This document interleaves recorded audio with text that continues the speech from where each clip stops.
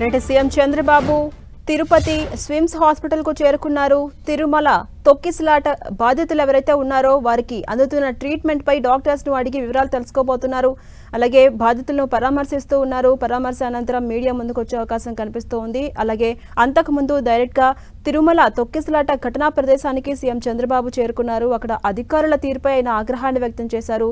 అక్కడ ఉన్నటువంటి పరిస్థితిపై, ఘటనకు సంబంధించిన కారణాలపై, ఎవరి నిర్లక్ష్యం ఎంత, ఎలా ప్రాబ్లం జరిగింది అనే దానిపై కూడా అధికారులను డైరెక్ట్ గా ప్రశ్నలు వేసి ఆరా తీశారు.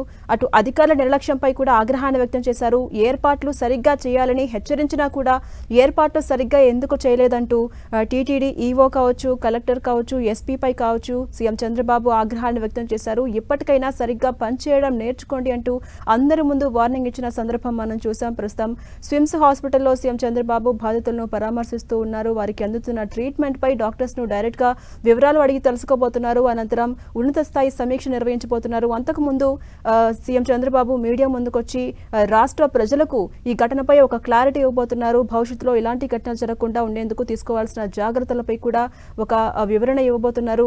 ప్రస్తుతం హాస్పిటల్ దగ్గర సీఎం చంద్రబాబు ఉన్నారు. బాధితులకు అందుతున్నటువంటి ట్రీట్మెంట్ పై ఆయన అడిగి తెలుసుకుంటూ ఉన్నారు. బాధితులను పరామర్శించబోతున్నారు. నిన్న జరిగినటువంటి తొక్కిసలాట ఘటన ఎంత దారుణంగా అందరినీ కలిసివేస్తుందో మనం చూస్తూనే ఉన్నాం. ఈ ఘటనలో దాదాపు 48 మంది గాయపడ్డారు. 6 మంది ప్రాణాలు కోల్పోయారు. గాయపడ్డ వారందరిలో కొంతమంది డిశ్చార్జ్ అయ్యారు. మరికొంతమంది చికిత్స కొనసాగుతూ ఉంది.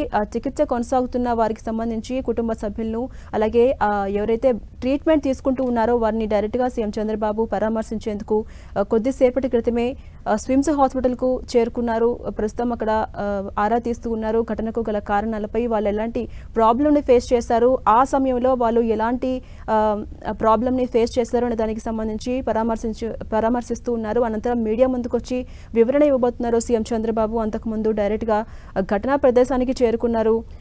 ఘటనా ప్రదేశానికి చేరుకుని దీనికి నిర్లక్ష్యం ఎక్కడ జరిగింది, ప్రభుత్వానికి భక్తులకు మధ్య సమన్వయ లోపం ఎందుకు జరిగింది, డూస్ అండ్ డోంట్స్ అనేవి కొన్ని ఉంటాయి, ఇవన్నీ మీరు ఎందుకు పాటించలేదంటూ కూడా డైరెక్ట్గా ఉన్నతాధికారులపై ఆగ్రహాన్ని వ్యక్తం చేశారు. స్పష్టమైన ఆదేశాలు ఉన్నాయి, గతంలో ఇలాంటి ఘటన జరగలేదు, ఇప్పుడు మాత్రమే ఎందుకు జరిగింది, దీనికి కారకులు ఎవరు, ఎవరి నిర్లక్ష్యం ఉంది, బాధ్యత ఎవరు తీసుకోవాలి, రెస్పాన్సిబిలిటీ ఉన్నప్పుడు దాన్ని పూర్తిగా నిర్వహించాల్సిన బాధ్యత మీది కాదా అంటూ కూడా వారికి సూటిగా ప్రశ్నించారు సీఎం చంద్రబాబు. అదే కోణంలో అక్కడంతా కలియ తిరుగుతూ అక్కడ ఉన్నటువంటి పరిస్థితిపై సీఎం చంద్రబాబు ఆరా తీశారు. ఘటనకు ముందు కూడా సాధారణంగా ఒక పెద్ద కార్యక్రమం నిర్వహించినప్పుడు భక్తులకు సంబంధించి జాగ్రత్తలు తీసుకోవాలి, డూస్ అండ్ డోంట్స్ అనేవి భక్తులకు చెప్పుకుంటూ ఉండాలి. అలాగే వాళ్ళకి ఒక వాట్సాప్ గ్రూప్ అనేది ఏర్పాటు చేసి వాళ్ళందరికీ అందుబాటులో ఉండే విధంగా జాగ్రత్తలు, మార్గదర్శకాలు జారీ చేస్తూ వాళ్ళకి అందుబాటులో ఉండాలి. అలాంటివి ఎందుకు చేయలేదంటూ కూడా సీఎం చంద్రబాబు వారిపై ఆగ్రహాన్ని